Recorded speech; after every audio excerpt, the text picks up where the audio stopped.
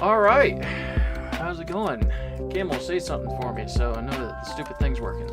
No, it's not working. Just a second. Just a second. All right, try now. Testing. There we go. We did it. All right, yeah, I was just on the wrong source. It's all good. All right. How is it going, people? So we are here, me and Camel, and we are going to look at the freaking teams that everybody drafted. I'll go ahead and set up the little projector for you so you can all be on the, we can be on the same page and all that fun stuff. So yeah, yeah, we're pretty much just gonna go through all the teams, nothing too crazy, talk about them, and that's gonna be about it. It's not gonna be that long of a stream, hopefully, and you know, it should be a fun time. So yeah, fun times. So all right, let's go ahead and switch over. Let's get some other music going. Let's see. There we go. There we go. All right. So yeah, draft stream. So yeah, quick breakdown. We got season 9. So this is very likely going to be the final season of Scarlet and Violet Draft League for the CBN, which is cool and all that fun stuff. So, you know, finishing off season 9 or Generation 9 with season 9, that's kind of funny. And it has been quite a while since we did a season, so I think it was sometime last year, right? Yeah, it was. Yeah. I do think, we don't have Gen 10 announced yet, so it is possible that we could have like a Champions season maybe, which would be a different meta because we'd have like the Megas from ZA, but I'm not sure what the future looks like yet, but this should definitely be the last season of Scarlet and Violet. Yeah, for as sure. games, if not Generation 9 as a whole. So. Yeah, for sure. So, yeah, so we had 14 coaches this season. You can see all their little logos and all that fun stuff down at the bottom. It's going to be a pretty standard 8-week season. Top 6 are going to make playoffs, so this is going to be a pretty competitive playoff race. You know, 14 coaches, only 6 of them being playoff picks, so that's pretty cool.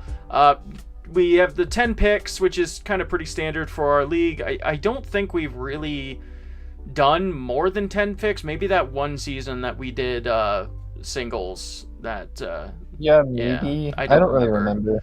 But for VGC, I think 10 picks for a VGC draft team is plenty good. And it's kind of like been like what we've fitted our nation to for that. So yeah. Not bad. There is going to be 2 restricteds per team this season, so pretty interesting. Once we get into actually looking at the teams, we'll see how that really pans out, but basically long and short is we have 2 restricted tiers. You have to select one from each tier, and that's pretty much about it. So yeah, and then you have 80 points to fill out the rest of your 8 team slots. So that's pretty cool.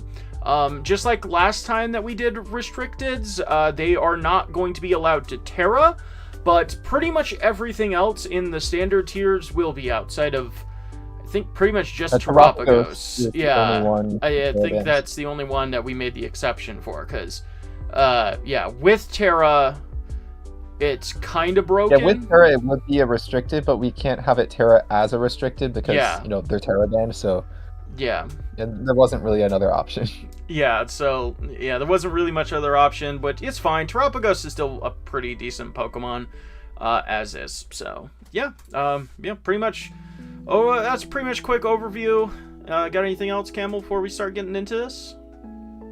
I think that should be everything. Sweet. All right, so first pick up was Poppy Schleppnor. Splendor, God, I can't read.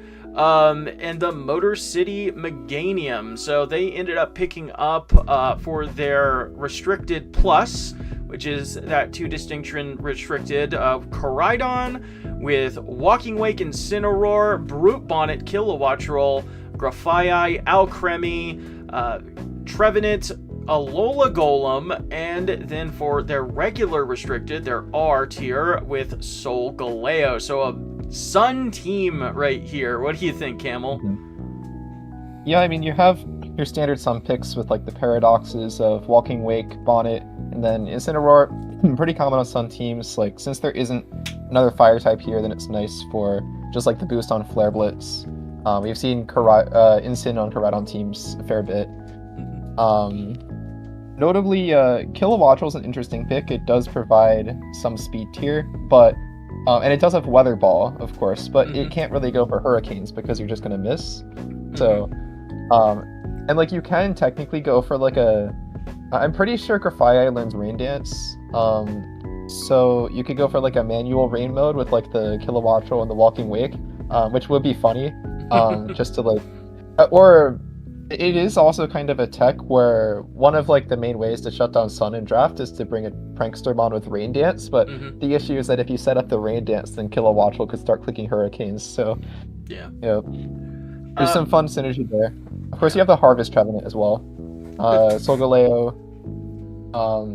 I mean, it has Morning Sun, so it does have some Sun synergy there. It gets Flare Blitz, but I feel like Solgaleo was mostly just picked as like just a good mon in general from the regular R tier,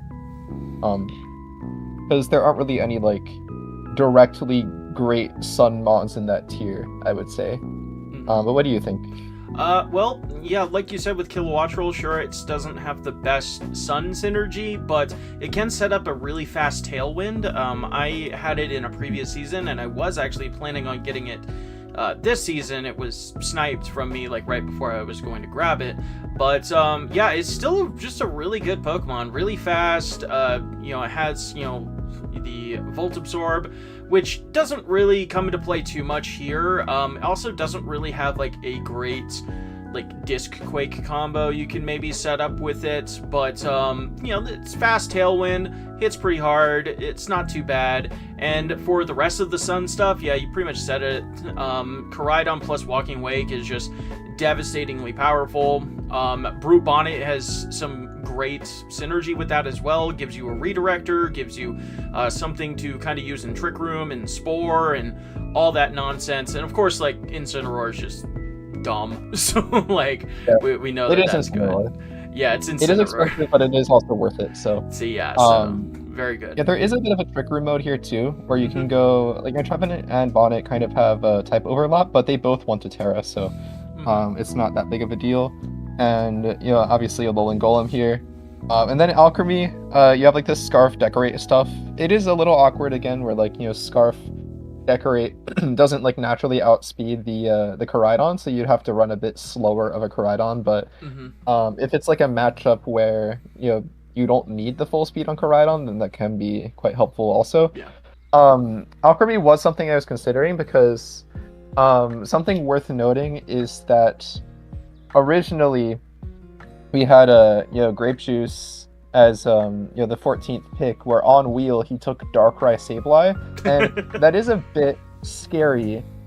Just on a draft standpoint, like you see that and you're immediately like, okay, like I want to have some sort of counterplay to that. And Yeah. I'll talk about mine in a bit, but Alchemy was a different one I was considering because it does get the Sweet Veil, which means that your team cannot fall asleep. So that's one of the more consistent ways to handle the Darkrai cheese.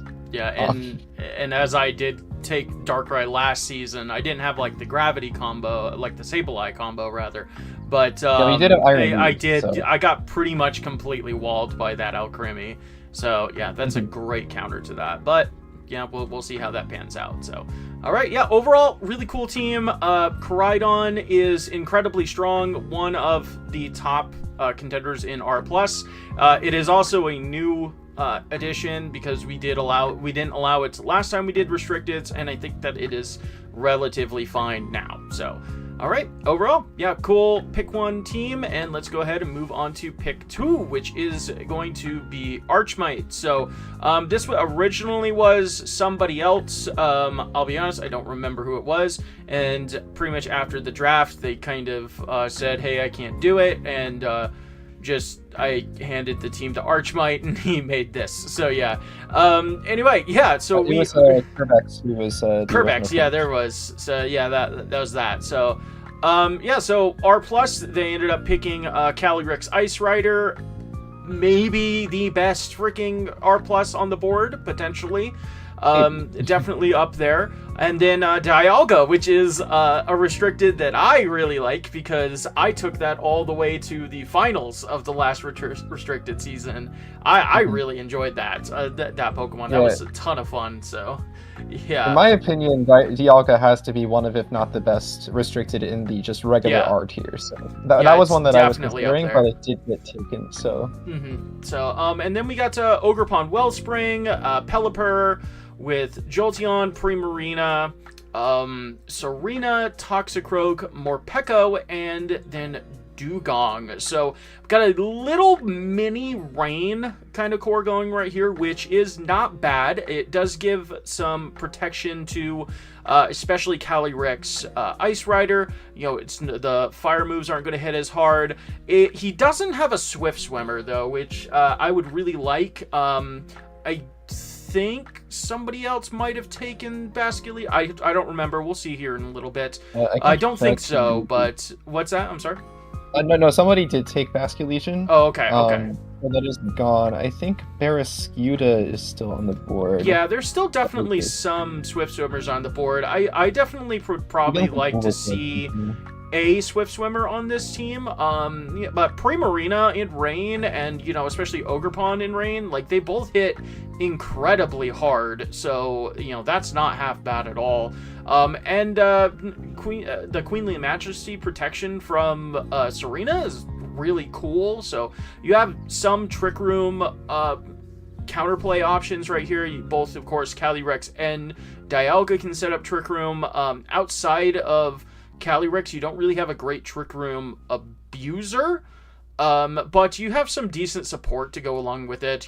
Fake out Toxicroak, fake out Dugong, and stuff like that. So you can probably most likely get up Trick Room semi-consistently, and that's okay. What's that? Primarina is a pretty good Trick Room abuser. Oh, that's true. Yeah, that's fair. Okay. Like you could definitely have some more. Like I'm a bit questionable of like the Morpeko. Yeah. Like it's there, it does stuff. I do like Dugong though. One thing I will say is that this team has a lot of good color synergy. Like there's a lot of blue here, a lot of white too, and then you got like 3 yellows with like the beak and the Pelipper and the Jolteon Morpeko. So I think everything matches quite nicely. Yeah, overall, like it's a pretty cool team. I definitely think that it could still use some adjustments and stuff like that. It's like Morpeko, like when are you really ever bringing that when you have a Jolteon? But it is I think Overcrow will be really good on this team because like it that. gives you the Infinity. It also gives you the Swift Swim. And Toxicroak, Morpeko are probably like the most like the easiest mons to drop. So it gives you that Poison Dark that you're losing from the 2 of those, and then you could just get like a cheap like wide guard fighting or something. I don't really. Something like that, yeah. I mean, Overpull might be a bit expensive for just dropping those two. Yeah, it's 10 points, so you'd be 1 point short. So you could drop the Dugong, or you could pick up like a Hisuian Quillfish or something. I don't know. There's options. Yeah, for sure. I think not the a bad main team. like top end of the team is pretty strong, though. I mean, the restricted duo is incredible, obviously, and then Jolteon's nice speed tier. Ogerpon kind of like rounds that out. So yeah. I think it's strong. I think it's a good team. So. All right, next up we got Snickers in the Snickers bar, picking up yet another Rain Core, and there's that Basculegion I was talking about. Of course, we have Kyogre in the R+, and Duskmane Necrozma as the regular R. Magmar is a very interesting third pick, but definitely worth it. Zarude, yeah, I mean, it's 7 points. It's cool. super cheap for it. So I was considering going for the super early Magmar, but then the Magmar got taken round 3, so I went for like the round 3 Magmortar instead, or maybe round 4. I think that'll. So yeah, we do have some Rain synergy here. Of course, Basculegion, as I said, we have chose to allow both Basculegion forms this season in one pick. I personally think that that's fine. Sure, one is a special attacker, one's a physical attacker, but I honestly don't think that they play differently enough to separate them personally. And yeah, it's basically just like a more exaggerated version of running different EV spreads on them. Like they have the same learn set, same abilities. It's purely a stat difference. So it's kind of just, if you're running physical, you run the male one. If you're running special, you run the female one. Yeah. So. And then, of course, our Chaladon, the Electro Shot synergy in the rain, and all that fun stuff is really strong. And even you got the Glastrier, kind of, going back to the last rain team that we just looked at. So we have the normal horse just doing that, and even Weirdeer. So that's really cool. That's a Pokemon that you kind of like, but you I pick prefer the free evolution. But yeah, and the Weirdeer, like the extra psychic type can be a hindrance at times, but it can also be nice since you do have the Necrozma Duskmane on here as a psychic already, but notably Weirdeer doesn't require the Eviolite. So since you do have the Girder on this team, then you're not like double. And the Magmar, of course. Yeah, the Magmar is going to be holding a Violet every time, so you're not going to want to Violate to Stantler ever, basically. So yeah, it works. I mean, Weirdeer has a lot of utility for its price with Intimidate, Trick Room, like all of the support moves, Imprison. So I think it's quite strong, especially as like anti-Trick Room. When like in a draft setting, a lot of people like to pick up the Trick Room. So just having a way to shut it down when your main mode is going to be like the Prankster Tailwind plus Kyogre, etc. You do have the Trick Room core of your own with like the Glastrier and the Necrozma, but generally the Trick Room mode here isn't going to be as strong as some of the other teams here, so having that option to shut it down is quite good. Zarude is also a pick that I like. Zarude is known for being like top 2 Terramons in singles in a Paldea deck setting. So in VGC, it's also quite good. It just doesn't, like, you would think that this model would fake out, but it doesn't. Yeah, it's super weird. He totally looks like he can. But, so and we didn't even really touch on like the Prankster Tailwind, the Elamies, like you kind of alluded to there. Yeah, like it's 10 points. Yeah, it does seem a little pricey, but the Prankster Tailwind is insanely valuable, especially when you have some of these really strong like water types and stuff like that, especially like Kyogre, like Specs Water Spout under Tailwind just goes insane. So yeah, pretty cool team. Not bad overall. It's a bunch of Tornadus because Tornadus got taken, so obviously that would be the go-to pick, but if you're committing to the round 3 Magmar, then you only have so much draft tempo that you can go for. So. Yeah, for sure. So yeah, I really like it. It's incredibly strong Rain Core with the the Kyogre, Archaludon, and Basculegion, but also some other fantastic options as well. And I'm really looking forward to seeing how this one does for sure. So. All right, next up, we got pick number 4. We have a returning champion of JK41 coming in here at pick 4. And of course, first off, he grabs the Whimsicott, the little bastard that could. So, yeah, I had Whimsicott in my previous VGC draft before this one, and yeah, it is it's certainly one of the mons of all time. so yeah, for their restricted combo, they went with Zamazenta Hero. This is not the crown form.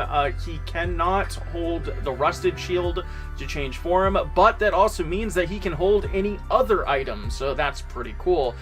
Hero is, of course, pure fighting. It's also a little bit faster, but at the cost of, a little bit less defenses. Still hits pretty damn hard, though, so that's pretty cool. And, of course, Mewtwo. Like, Mewtwo is fast, has coverage for days, hits hard, it's a good special attacker. That's pretty cool. I think it's funny how between these two restricteds, the R plus is an OU mod. This gen really is something. Well, like, so the way that I wanted to split the R's, the R and the R plus ups and stuff like that, is because like I needed 16 in each tier, and that's just kind of like how it panned out. And the Zamazenta and the Zacian like hero forms, like they're not necessarily bad Pokemon. It's just in VGC, they're not bad at all. Like there's not really a reason to not use the crown forms, right? So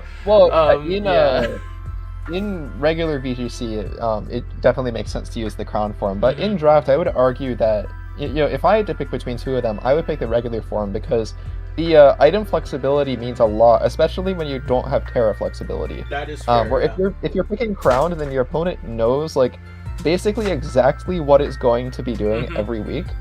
And while it is really good at doing that one thing, which is why we see it a lot in regular VGC, because there's open team sheet there, so that's like not as much of a disadvantage. Like you're gonna know what it's doing regardless. But in draft, regular Zamazenta, I mean, even in OU, we see a lot of set variety with like, at first it was just the Iron Defense Body Press, but then even amongst Iron Defense Body Press, you have different, third and fourth moves that come a lot, as far as like, is it Heavy Slam, is it Crunch, is it Resto Chesto, is it Substitute, and then you're seeing more of like the Life Orb for attacks, or just like, in a VGC you can see Howl as well, which is pretty good. Wide guard, like not just to boost its own attack, but also you have an Urshifu on the team, so +1 Urshifu can be kind of scary. Yeah. Especially if it's like a +1 Scarf Urshifu. Also, he ended up taking Terapagos, like we've kind of touched on before. It's the only Pokemon like in the regular tiers that's not allowed to Terra, but still pretty decent. Terra Shell is just kind of like a busted ability. Yeah, not too bad. Hisuian Gudra is interesting. I drafted that before. It's really solid with Terra. It's a decent option. I'm a little hesitant how it's going to do like into some of the restricteds and stuff. I don't think it quite has that power level, but like it definitely is not a bad Pokemon at all, and it could definitely take on a lot of like Pokemon like above its weight class, just maybe not quite into that restricted era. And then just a whole bunch of like lower tier stuff. We got Clodsire, Luxray, your boy Camerupt, and Dodrio. So yeah, a lot of just kind of random picks. Although Luxray does have Intimidate, so that's pretty cool. Yeah, I'd like the Camerupt a lot. However, the qualifier on that is that it's really good in Trick Room. But the issue is that the Trick Room setter on this team is Whimsicott. So hey man, Mewtwo can definitely set it up. yeah, so your two Trick Room options are also two of the fastest mons on your team, which it can work. But I think maybe instead of one of the low tiers, I would have preferred a Stantler or something. You're not committing the Violite to any mon on this team, so I feel like you could probably get some value out of some low tier guy. But I think the low tiers that are here are pretty strong. Some of the best. I remember Clodsire having to deal with that in the previous restricted season where I had a bit of a mishap where I forgot to put entrainment on my Araquanid. Like, I fully intended to do it, but I just forgot. So then I ended up losing one of the games because I had Araquanid Final Mon versus Water Absorb Clodside. Oof. And then, that's rough, buddy. Yeah. Yeah. Yeah, so I think Dodrio is maybe like kind of the something expendable here, maybe, but I don't know. There's definitely some lower tier Trick Room setters down there somewhere. I'm sure you could find something that'll work, right? So overall, though, yeah, it's a little scattered. It's a little all over the place, but I mean, Whimsicott, Urshifu, plus like you said, the item versatility on the Zamazenta Hero, like there is definitely some really strong options. Don't overlook this one, especially with a previous champion in JK's skill behind it. So should be really strong. So not bad. And if all else fails, you have the Whimsicott plus Urshifu single, which is very strong combination. And I do. Like, there is the type overlap with the top tiers, but I do kind of like the fighting spam here because, not a lot of drafts have, like, that Mon that can reliably handle both Urshifu and Zamazenta, so you can kind of muscle past a lot of things that people would try to bring. So sure. Yeah, not bad. All right, pick number 5 is going to be Kurt the Buzzwole and the Emerald Enamorous. They picked up Magearna as their R+, with Kyurem White as their regular R. Really scary combination here, especially with Magearna. It is definitely one of the best freaking mythical restricteds that we have. It arguably is the best mythical restricted. Don't sleep on my Go Arceus though. True. It's definitely up there, and like it's absolutely insane. Like this Pokemon's crazy. So yeah. I say it's top 2 when those are like. Well, actually no, there's Deoxys, but I don't think that Deoxys is top 2. So yeah. So, but yeah, setups can set up Trick Room, can try to go fast with Shift Gear and stuff like that. Just a ton of great options on this Pokemon. Incredibly bulky, he hits really freaking hard, and of course has that Soul Heart ability that can just get out of hand really fast. So that's pretty cool. So. It also has some great support options with like Iron Jugulus being able to give like booster speed, Tailwind. That's really fun. A very fast option right there to give the rest of the team a bunch of speed. And then he also has Clefairy, Friend Guard plus plus Follow Me shenanigans. So yeah, that's really fun. I had that last season as well. That was a very fun option to bring, and and then after that we got Oranguru. He sniped my Oranguru. I really wanted Oranguru, but like that was another big snipe and changed my plans and everything like that. But Oranguru is really strong on a team like this for sure, especially in the Trick Room mode. So yeah, pretty cool. So it got Raichu. It's got Fake Out. It doesn't really do too much for like Lightning Rod and stuff. Of course, it can be paired next to like Gyarados and stuff like that, I suppose. But not really too bad. And then a couple other options like you got Typhlosion, maybe for like kind of like an anti-sun option. You can abuse like Choice Scarfed Eruption, abuse their sun against them maybe. Hitmonchan is neat, and Stonejourner Power Spot, why not? Like it's you have a the fun double mod. wide guard with the low tiers, so Yeah, the true. Hitmonchan and the Stonejourner. I think I can reasonably say that this is the scariest Trick Room team in the draft. Like you do have the Kali Ice, but just like Magearna being Soul Heart is like pretty ridiculous, and then you have Magearna can set its own Trick Room, and then you also have Oranguru as one of the strongest Trick Room setters in my opinion. Just because versatility on like you have Inner Focus, so you don't have to commit the Covert Cloak. So if you run Inner Focus plus Mental Herb, then you just have a guaranteed Trick Room essentially. Pretty much the only thing that stops that is Roar Imprison. or Roar. Yeah, like Roar and Imprison and like some other like weird techs are the only things that can stop it. But then you also have the Symbiosis, which can lead to a lot of combos. Notably, I remember running Oranguru plus Primarina, where I would do Throat Spray, Primarina, plus Symbiosis, Life Orb, Oranguru. So you can, Hyper Voice, proc Throat Spray, pass the Life Orb, then Instruct to Hyper Voice again, and it just nukes everything. But Magearna does have like Dazzling Gleam as a spread move, so you can go for like the Instruct stuff there. I'm not sure what consumable item it would be using exactly, like maybe like a key berry or something, but yeah, I was thinking something like that. I mean, you yeah, could but potentially there's go like a weakness policy set. Like yeah, you can go Bulldoze, weakness policy with like side Bulldoze or Yeah. Oranguru. That also works. Yeah, what was I gonna say? Oh yeah, what I would have liked to see on this draft is a Final Gambit user. Because with Final Gambit, True. you just trade 1-for-1, but then Magearna gets instant +2. So Yeah. if you leave like Magearna Annihilate, then you just like get a free +2, and then you just immediately start killing stuff. I'm pretty sure that there's a couple like decent like Final Gambit users out there still. Like I think Star Raptor's still Annihilate up on the is board. still on the board. Yeah, Annihilate's kind of expensive though. You might not be able to work around that. You'd probably have to drop something you really want to keep. But yeah, there's definitely some other options though, for sure. Like that's a cool call out. Actually, now that I mention it, is Victini not on the draft board? Wait, Victini isn't in Scarlet and Violet, right? Yeah, it's not in the game. Dude, you have me tripping, man. You have me tripping.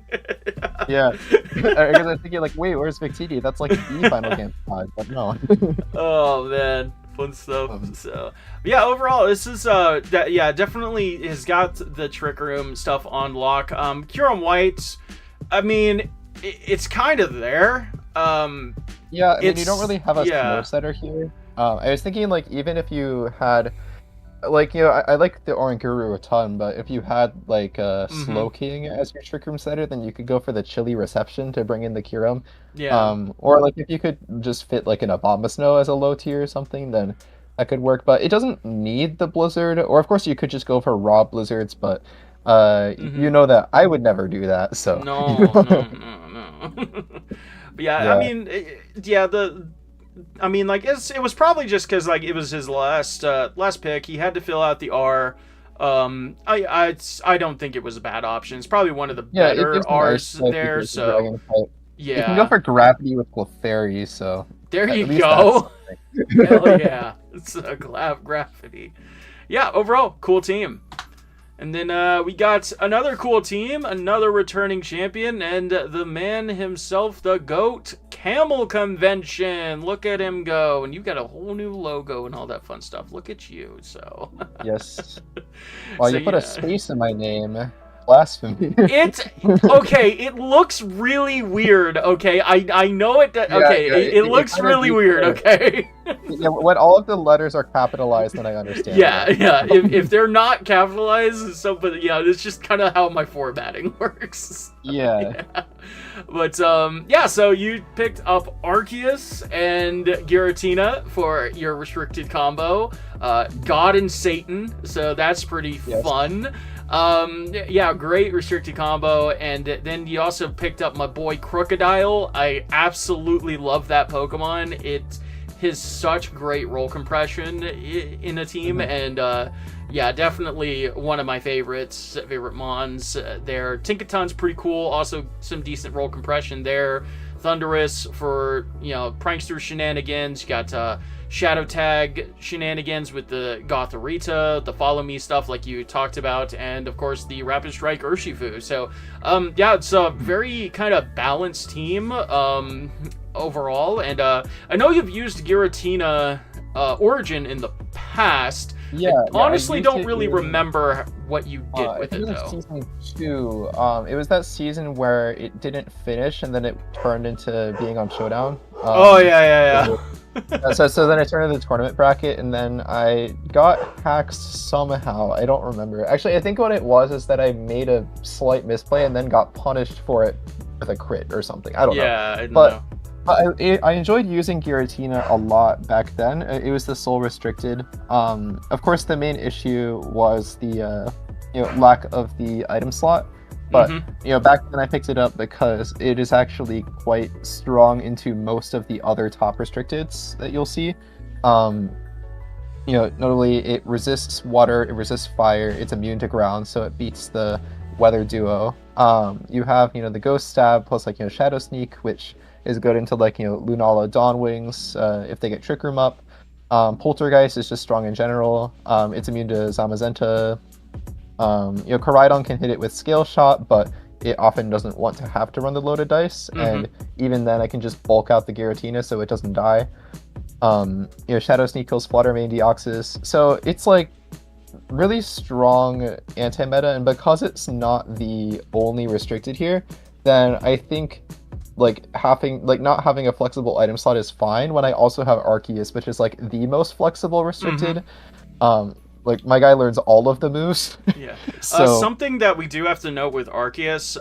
So the reason that we didn't allow Arceus in the past is because we couldn't really think of a good way to allow it, and all the different forms and stuff like that. If you allow it just to use any form, then it's just way too broken. So we decided, okay, we're gonna allow Arceus, but it just can't change form at all. So he's stuck with only the normal Arceus, but it's only normal. That's perfectly fine. The Mon is still freaking broken. And normal Arceus is arguably one of its best forms anyway. So yeah. Yeah, it's if I had to pick one form, then that would be the form. So, because it has the item. And yeah, this thing learns everything. Obviously you have just the E killer, which is what it's known for in Ubers, but this thing has a ridiculous coverage pool on both sides. It gets a bunch of support moves. Notably, it does get Perish Song, which is why I have the Gothorita on this draft. But kind of my build process. So I picked up Arceus because in my opinion it was the best restricted left on the board. And then I knew that I wanted to wait on the regular restricted, so I was kind of considering getting Dialga. I knew that I wanted to get one of the Sinnoh Legends, because one, it's kind of thematic to get one of them. But also, I didn't really feel I didn't really want any of the regular dragons that were on the board, so I felt and there were a lot of strong dragon restricteds in the regular R tier, so I kind of planned on that being my dragon slot. And I was thinking Dialga at first, but Dialga got taken, so Giratina Origin was my second choice. So I went for the Urshifu Rapid Strike because I currently have won every VGC draft where I've drafted Urshifu, so hopefully this means that I win this one too. For sure. And then for the pick 3, so by this time, after the round 2, I saw the Darkrai Sableye, and I'm okay, I want to have a really good counterplay to that. Because obviously you beat me with that last season. I almost brought the Insomnia Uproar Murkrow, but instead I just brought regular Uproar Murkrow, and then you ended up hitting a raw Darkwood and Thunder, which was kind of tough. So so I'm thinking okay, obviously there are Sweet Veil Mons, but that's kind of boring. I didn't really want to just do that. I wanted a Mon that was really strong.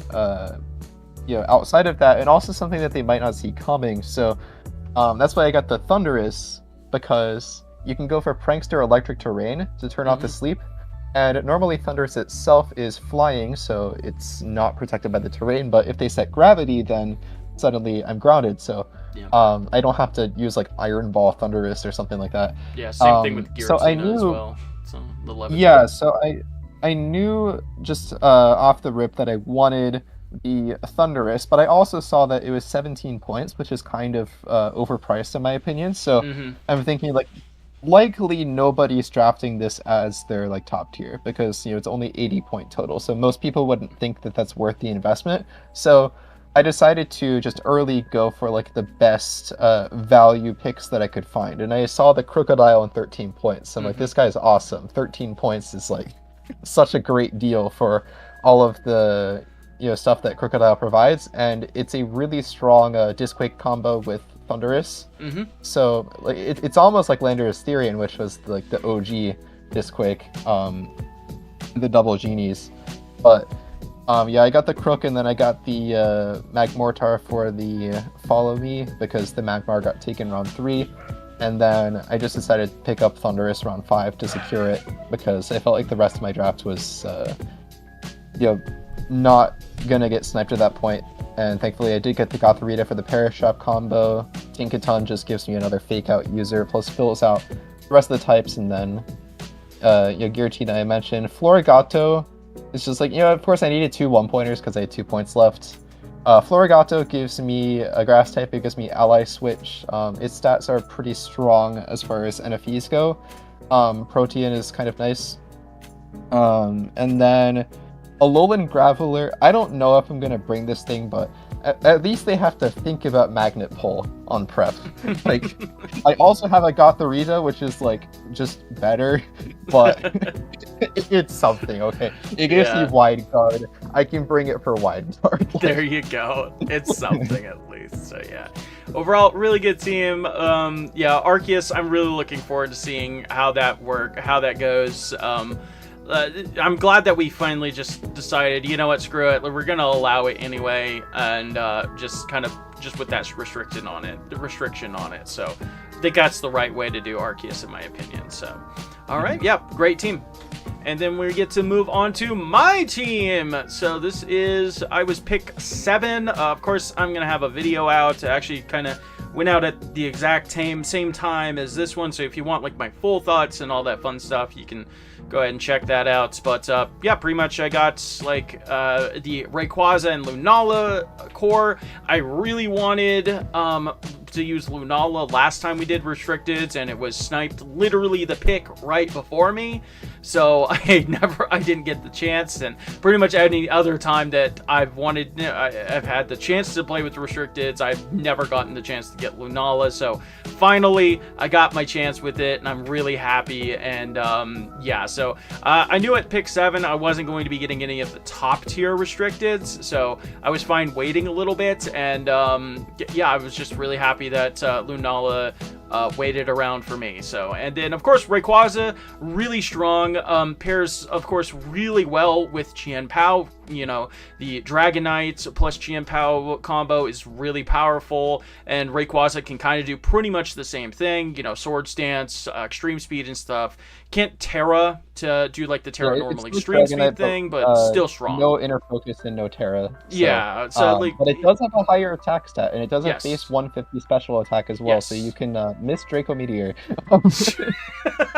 True.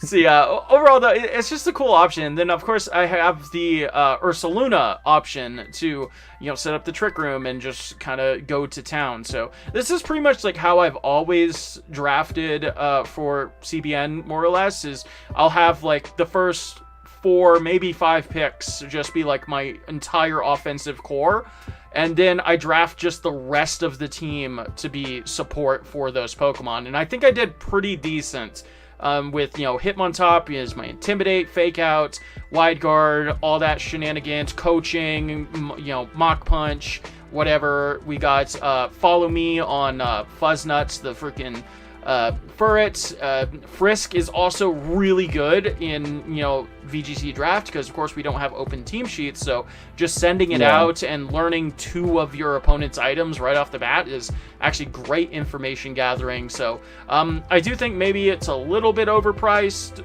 because it's still a Furret, but it still got good value, and I think it was worth it. So it is Follow Me, and Frisk is quite strong. I forgot to mention I have Frisk on my Gotharita as well. True. That's why I like Monkey Dory. I feel like Monkey Dory has to be one of my favorite draft picks, just because of the decent Frisk. But Furret is quite strong too. Generally, you want to just have a Friskmon where you want to bring it regardless.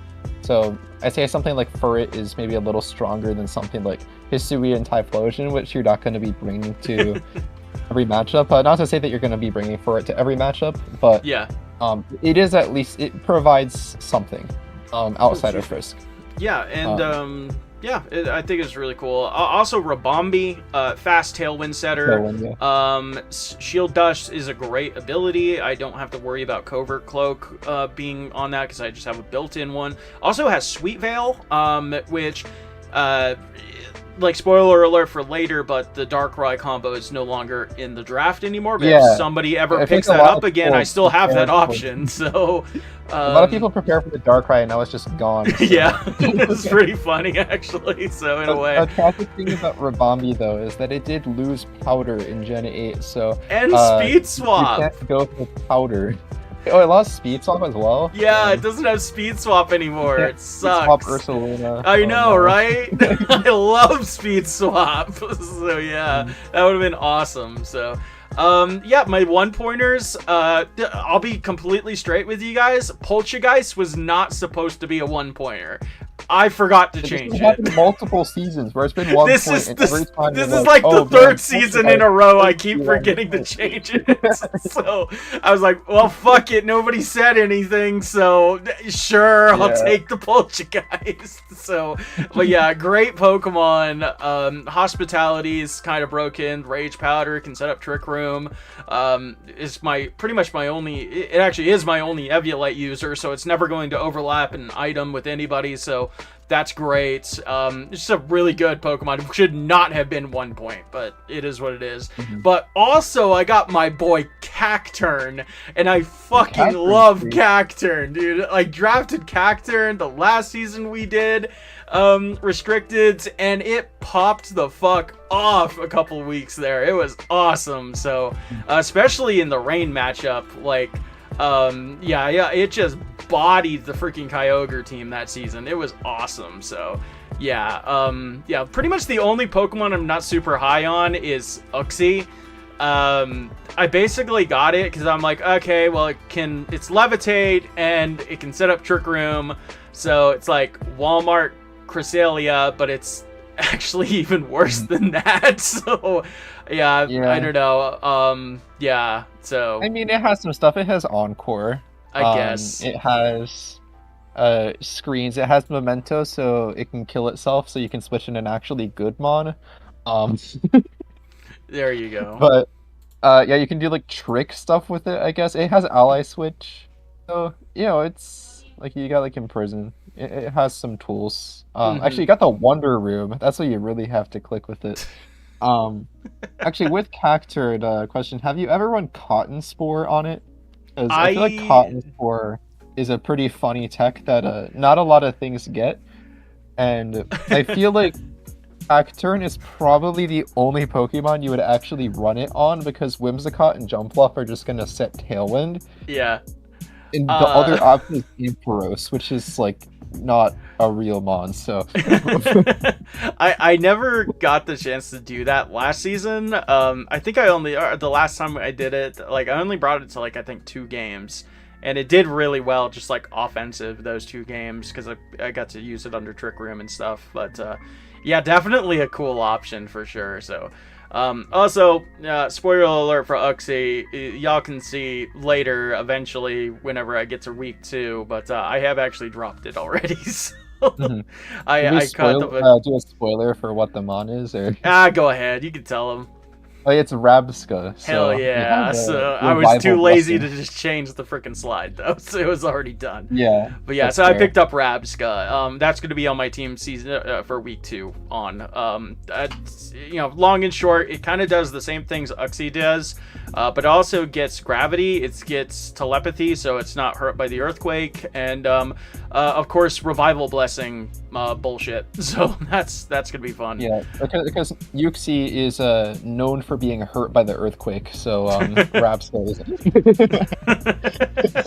But yeah, I think the real reason you picked up Rabsca though is so there is one less bug type on the board for Cacturn to deal with. Yes, that's definitely the reason. I needed to take all the bug types off the board. Yes. Yeah, I like the team. Final thoughts on it? What do you think, Camel? Yeah, I definitely think the top end is quite strong. I like the, kind of like draft here where you have, like, kind of the first 5 mons are going to be coming to most weeks. That is like very solid, and then like any of the lower 5 can realistically be brought. Mm-hmm. Like you will have some weeks where like maybe you drop the well, actually, I don't even know, because I feel like you never want to drop Hitmontop. It's such a good mon.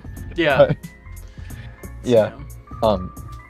Rayquaza, I'm not entirely sold on it, but I think it can do something.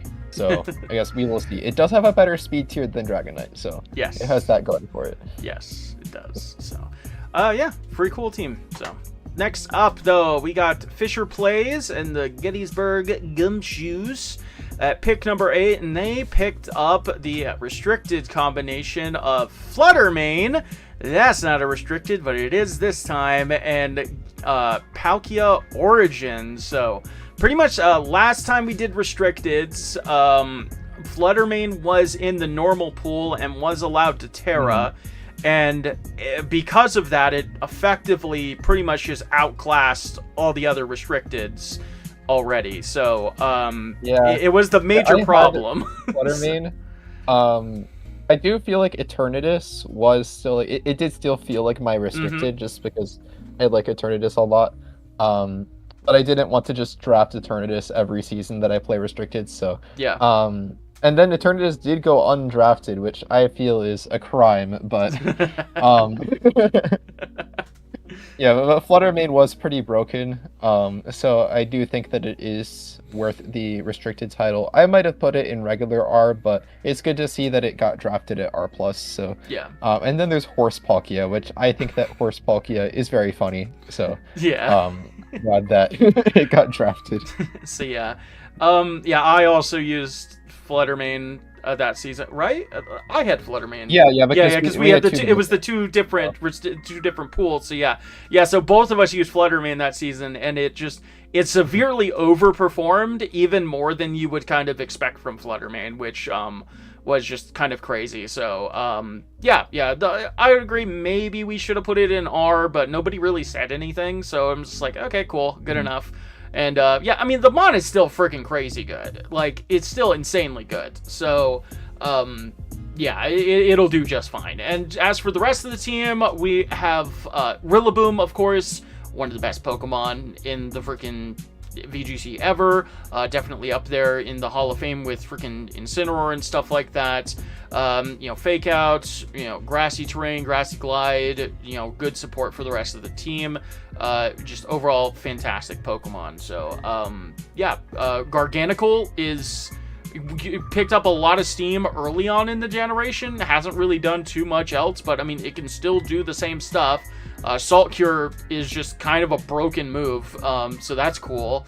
And very nice. It's definitely better in VGC drafts, because in singles draft, it really suffers from Covert Cloak. Like, you just run Covert Cloak on one of your mons, and then it's just not allowed to Salt Cure all game. But in doubles, like, Covert Cloak is still a really good item, and you're generally going to want to run it anyway because there's a Rillaboom here, but they can only run one of them, and you can Salt Cure the other mon. So Garganacl is never like completely passive. You always have to worry about that potential threat. And of course, it is one of the better wide guard mons in the draft. So definitely a good round 3 pick. I do like the Heatran plus Rillaboom combo, because you have the grassy terrain to nerf earthquakes.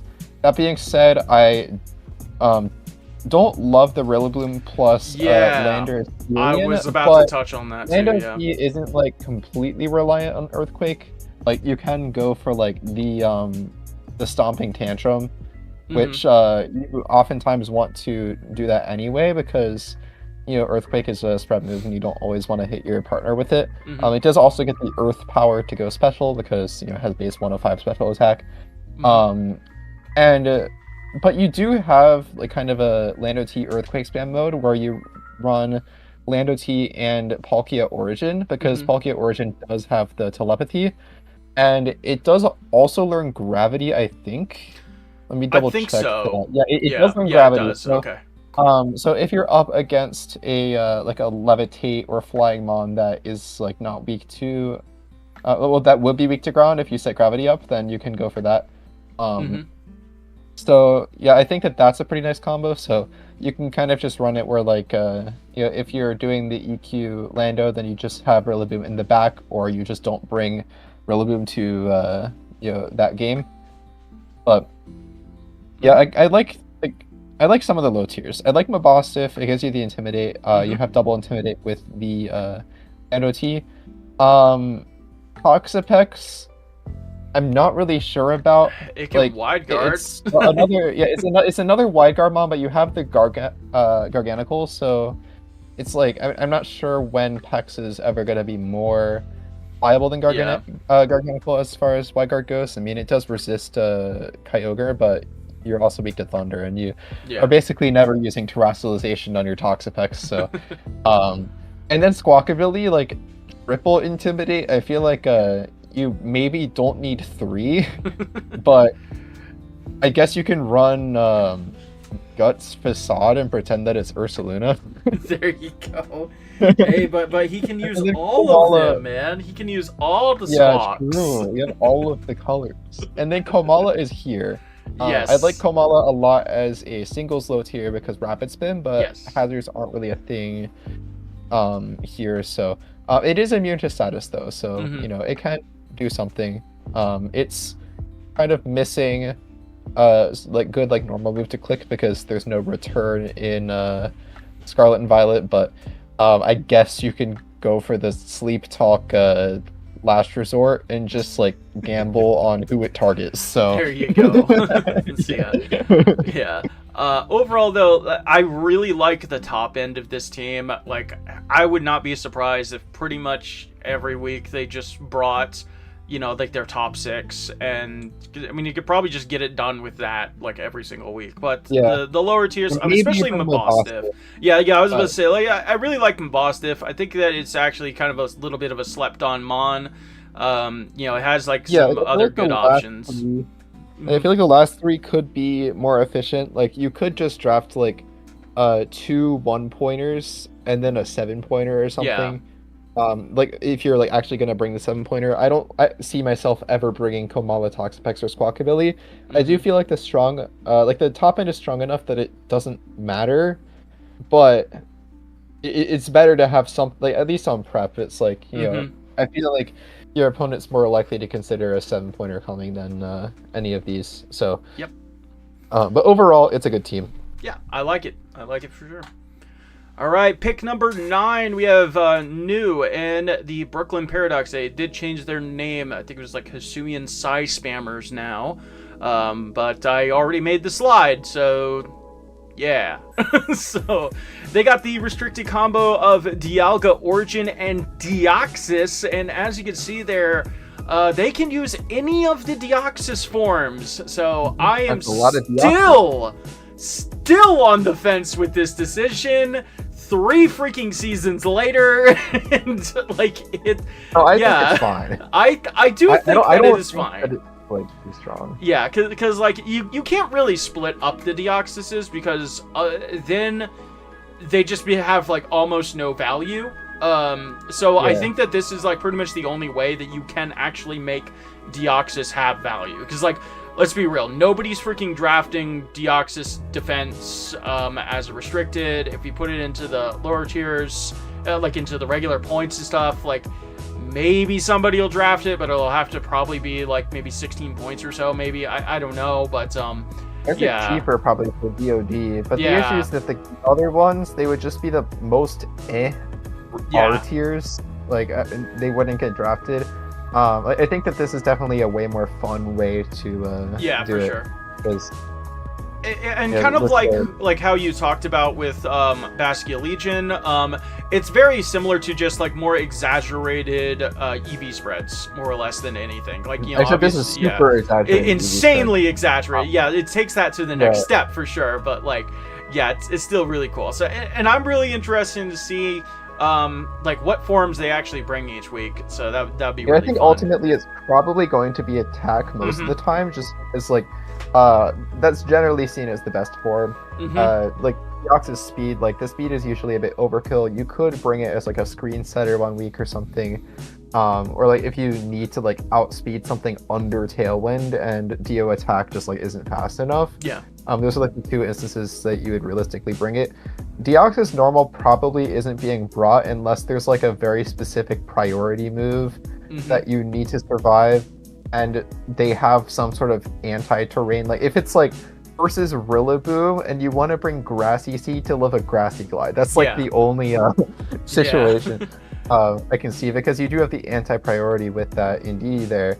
And then Deoxys Defense, like, you could bring it realistically, but it's gonna be lower value than attack most of the time, because you know, you're bringing the attack and you're gonna click Expanding Force. That's clearly what the team is trying to do. Yeah, for sure. So yeah. yeah, and of course they got the Indeedee female, so there is, we chose to change it up with the Indeedees this time. Last time we kind of allowed them, I believe we allowed them to just use... was it separate, or did we have it so that you could use either? I think we allowed it so they could use either, and I didn't really like that, and a couple other people gave us that feedback as well. So the way that we chose to do Indeedee, they were separate on the tier list. Indeedee female does typically have more value, so it was tiered higher. But if one of them was selected, then the other one could not be selected. So I think that was a fair way to balance it, because Indeedee male is still a really good psychic terrain setter and a pretty good Pokemon as it is.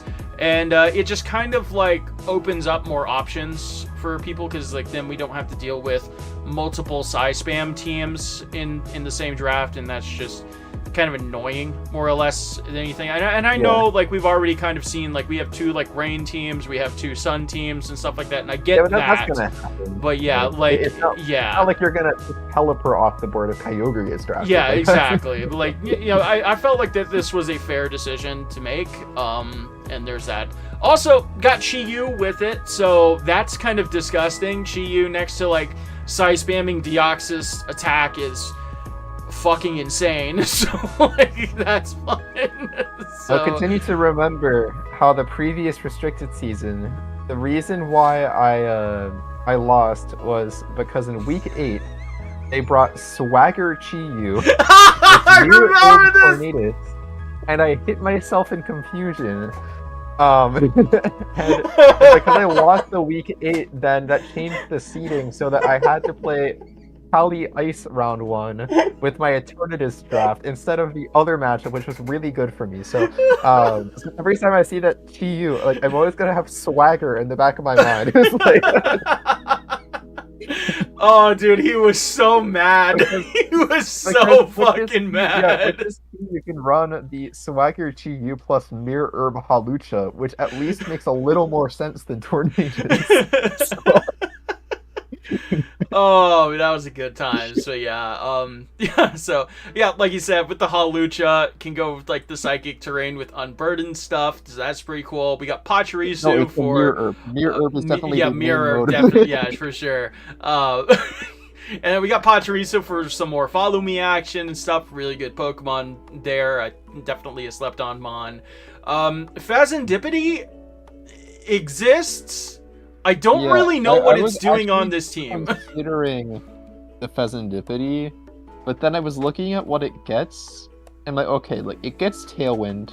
It's like kind of a speed tier Tailwind. But I already had that going on with Giratina, Origin. It does get Taunt. It gets like Toxic. It gets the well, I can't even go for like the beat up Toxic Chain really because you only have 4 Mons, so it's not like that good. It has Technician Double Kick and Dual Wing Beat, so you can go for like a Swords Dance set with it, and that can be kind of strong. But ultimately, like I was looking at it initially just because like the typing plus stats are really strong, but I just feel like the move pool, it's like kind of supporty, it's kind of offensive, but it's not like strong enough in either for like me to feel like it was that good of a pick. But I do feel like you can do something. Like, if anything, it's really hard to remove, and that can be valuable. Yeah, for sure. So, 1 pointer Scraggy, kind of the little goated pick. I like it. Yeah, for sure. Like he's definitely a good one. Scraggy is very strong.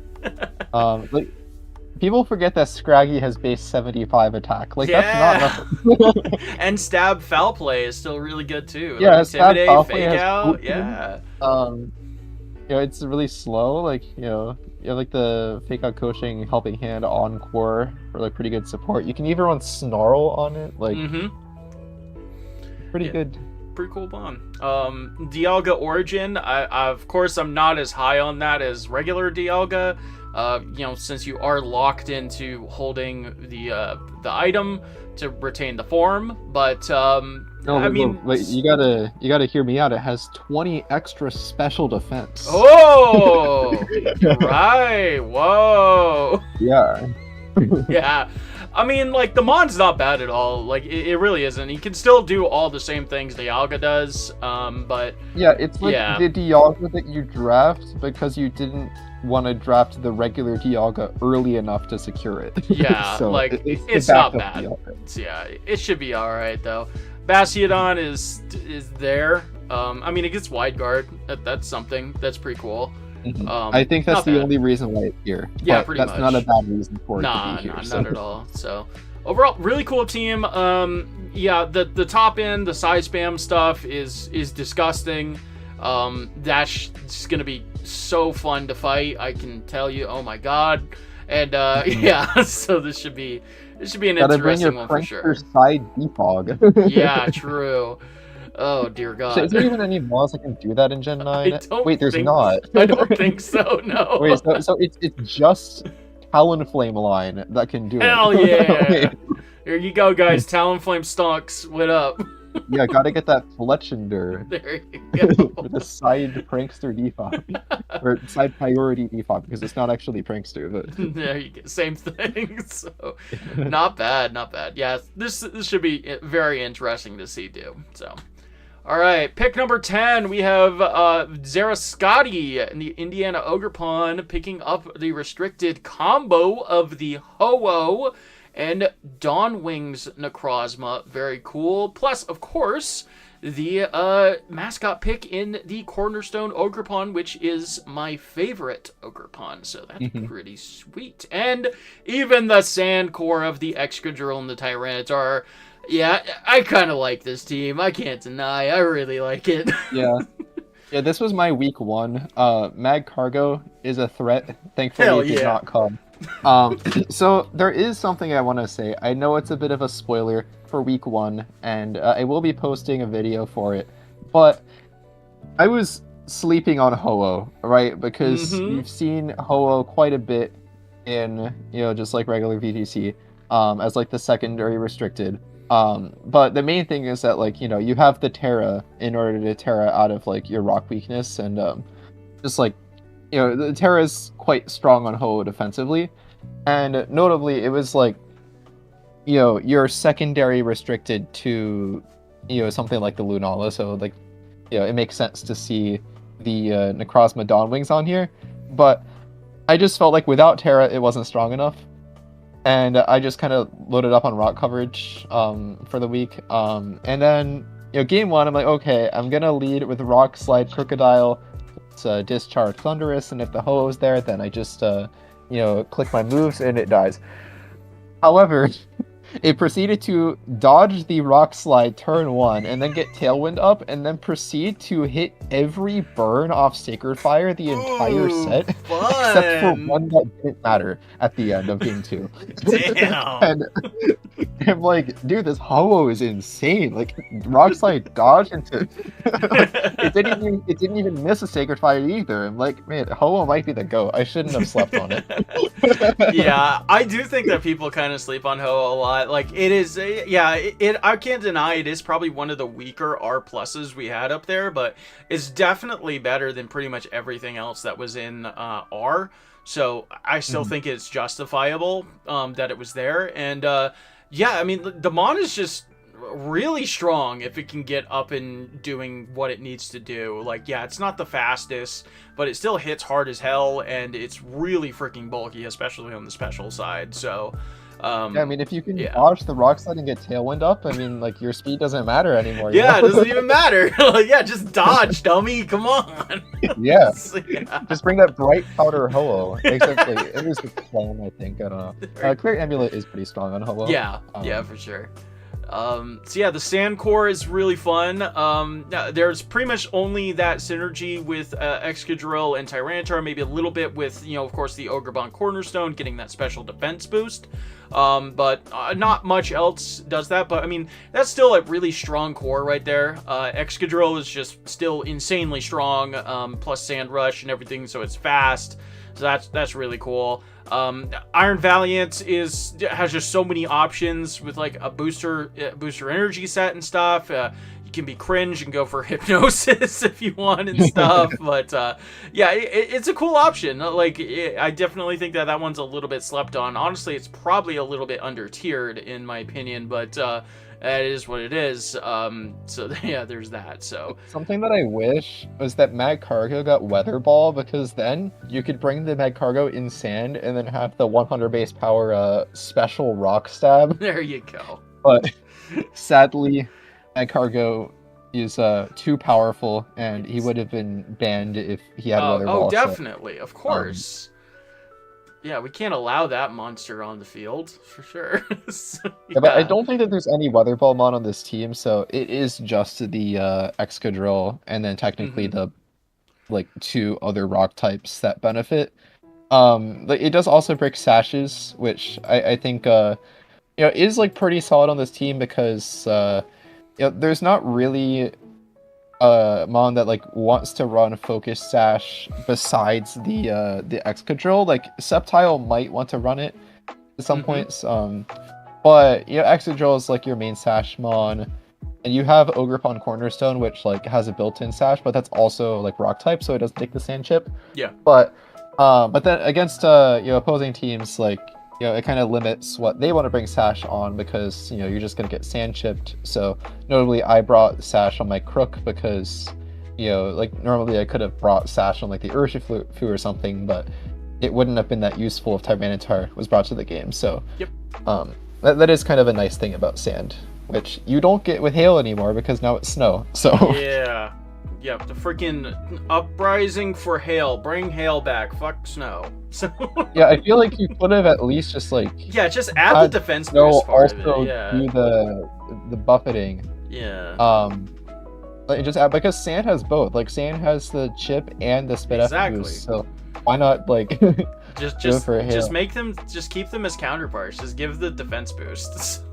Still, yeah, I don't know. But yeah, cool team. I think what they wanted to do was just kind of focus in on Veil being an offense thing. They felt that usually you just be setting Veil and then switching into a non-ice type, but in actuality, people just click Chilly Reception into Kyurem and click Blizzard. So, or Iron Bundle or Greninja also, which isn't an ice type, but it becomes an ice type. So close enough.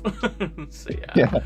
Overall, really cool team. Ho-Oh, like I said, I think it's a little underrated. Same thing kind of with Dawnwing's Necrozma. Really strong mon, can set up Trick Room and stuff like that too. There is some Trick Room abuse here, with the Alolan Executor. That's cool. Plus, of course, our goat Magcargo. Yeah. So that's pretty fun. So yeah, really cool team. I like it a lot.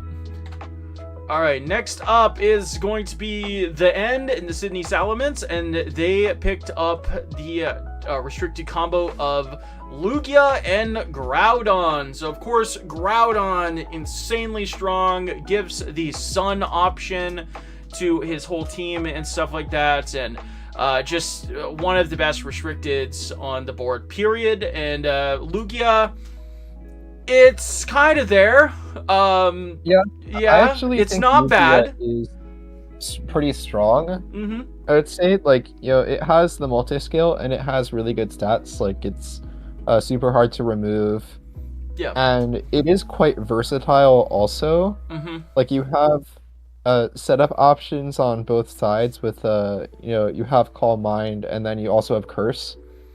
And just you have pretty good coverage. You can just run Bolt Beam a lot of the time. You have the Tailwind, which is decently fast off base 110. Not super fast, but better than a lot of the other options. Exactly. Out there. Yeah, definitely a lot better than a lot of the other restricteds as well. It's actually one of the faster restricteds on the board, which is really cool. So Yeah, and Yeah. also similarly, you can get the screens up. Hmm. It can heal itself.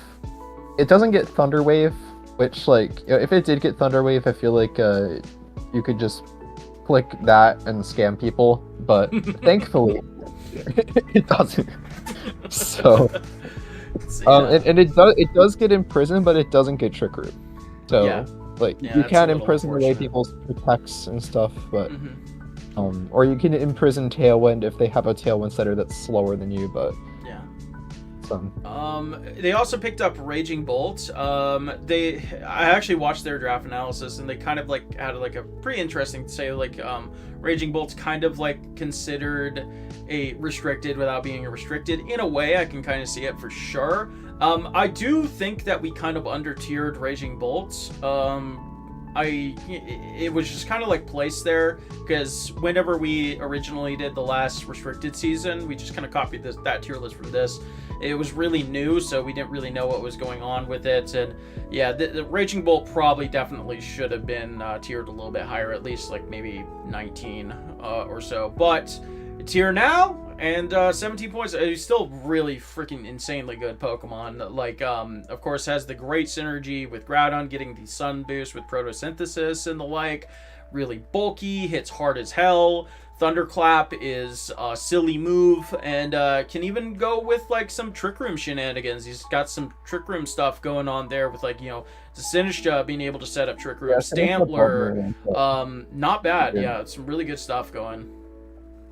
Yeah, I think this is definitely a top 6 team. Like you're just Mm-hmm. going like not top 6 as in top 6 in the draft, but top 6 as in you're bringing the top 6 ones. Yeah, But yeah, for yeah, sure. you can bring like Morgarum. I do like the choices on the lower tiers because these are all mons that like you could realistically bring. You have Gloom to and think Coughing are a about bit of a them. stretch, but like they're 1-pointers. Like you're not really going to be expecting to bring your 1-pointers, but like the 4-pointers are good choices.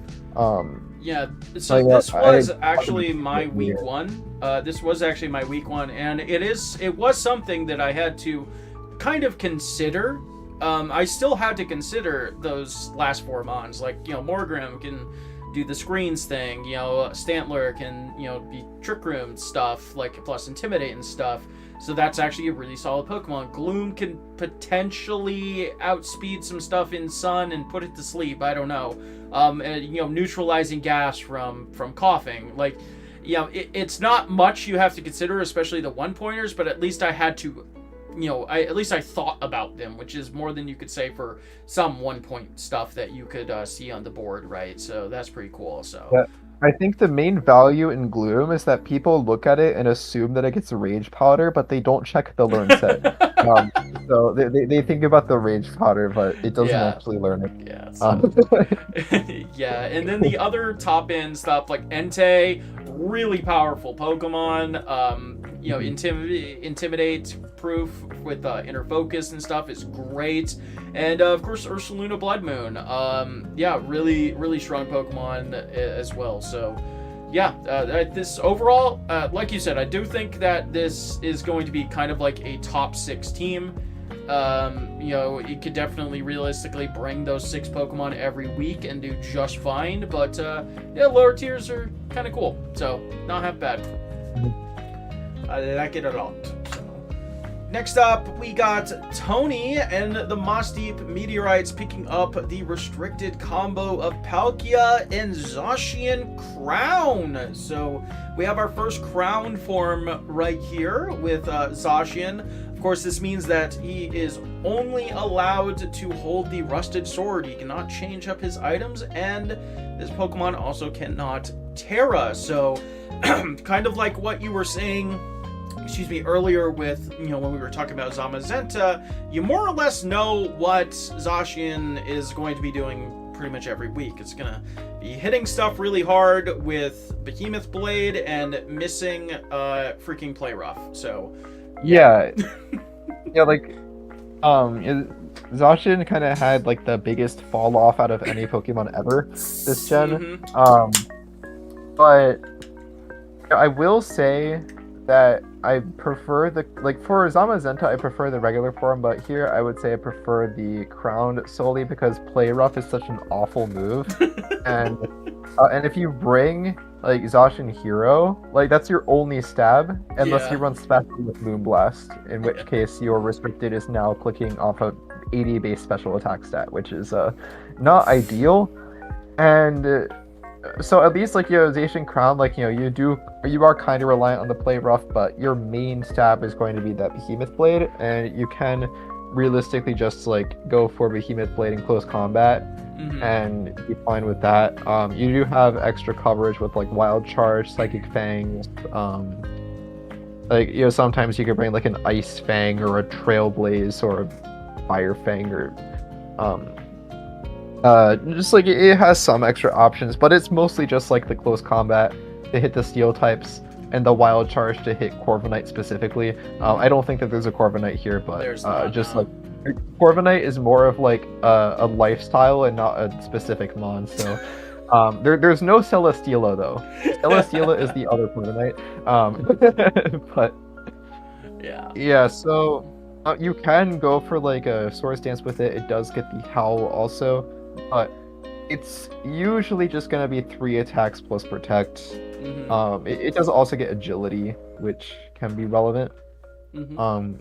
I think the real strat is to use Zacian as the helping hand user, or the snarl user. I think that's definitely where you're going to be getting the value. Damn. Damn. So my boy fell Uh, off. So yeah. It's sort of Palkia max though. HP support Zacian. There you Yeah, go. but Palkia is pretty cool. Yeah. It does get like Trick Room and stuff.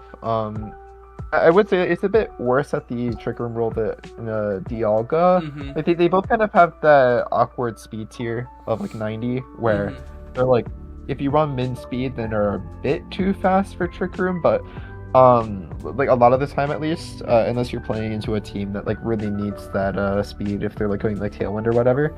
Yeah. But it is still a really strong mon. It's like it's definitely comparable to Dialga offensively outside of Trick Room, I would say. And you do have like actually we don't have a water absorb mon in this team, so you can't really like spam surf or anything.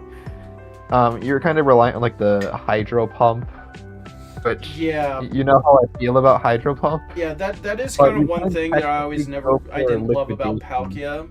Palkia. Because I did actually use Palkia in the season we did restricted in Generation 8. It was really fun. It was really cool to use, but not getting Muddy Water, even that would have been a nice upgrade. Not having like a strong spread dragon move, basically just not having a strong spread move, really holds this Pokemon back, which sucks. Like it's if it had Muddy Water even, or if they just did something with Spatial Rend, like if they made Spatial Rend a spread move, I think that would have been awesome. Like it needs a spread move like that, in my opinion, to really pop off. But it is what it is. So yeah. I think realistically, with Palkia, what I would end up doing is bring Physical with Liquidation and load it dice Scale Shot, and then I would just miss the Scale Shot. There So, you go. it Oh man. So yeah, does get bulk up. It does. You It can does. run bulk Yeah. up Palkia. So yeah. Picked up Iron Hands as well. Of course, one of the best Pokemon from this generation. Hits insanely hard. Fake Outs is great. Trick Room shenanigans are great. Just overall, just a really fantastic Pokemon. As well as Ogerpon. This is of course like the one that doesn't have to hold a mask, so it opens up its item choices and stuff like that. So that's really cool. And yeah, just a really solid little Pokemon. Yeah. I do like Ogerpon on this team because you look at it and there isn't like that one crazy speed control option. Like you don't have like a prankster Tailwind guy. You don't have a crazy Trick Room setter. Like Palkia can set Trick Room, but as I mentioned, it like often doesn't want to.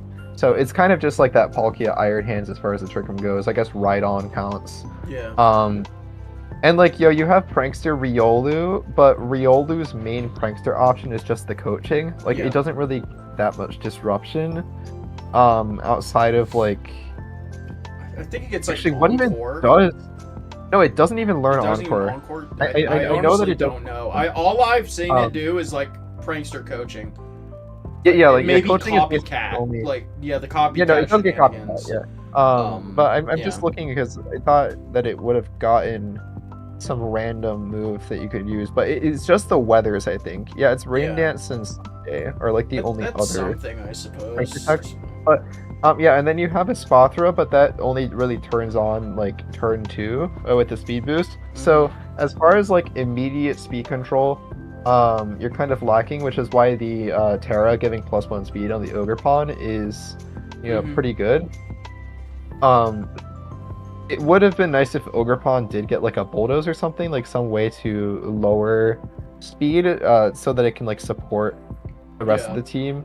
It does technically get low sweep, but that's not a spread move, so it only or you can go for like Scary Face or Rock 2. Those are all single target moves. So. There you go.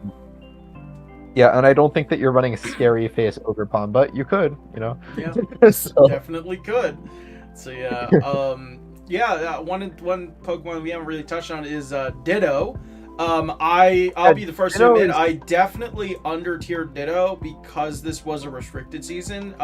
Normally I am not a Ditto believer at all, but in a restricted season, Ditto does have significantly more value because it can come in. It does have more value, but and, I'm still a Ditto hater.